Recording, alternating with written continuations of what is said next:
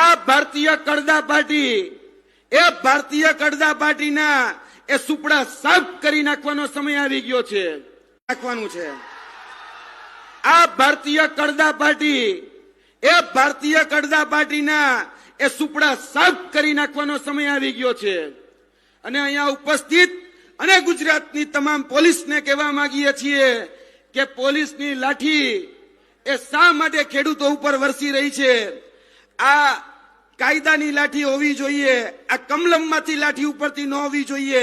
કારણ કે આજની જે લાઠી છે એ ભેદભાવ કરી રહી છે. આજની લાઠી એ ખેડૂતો ઉપર દમન કરે છે.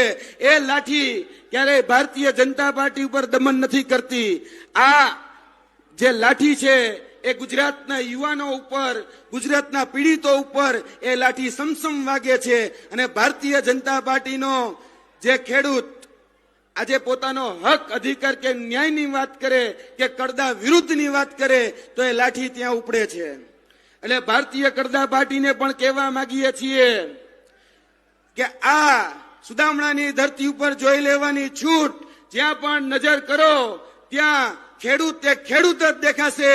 એટલે યાદ કરી લેજો કે આ રેલી નથી, આ રેલો છે. અને 2027માં તમારા સુપડા સાફ કરી નાખવા માટેનો આ રેલો છે. 2027માં આ સુપડા સાફ કરી નાખવાના છે. પાંચાલની ભૂમિ ઉપરથી તમને કહેવા માટે આવ્યા છીએ. અને સરકાર અત્યારે વાતો કરે છે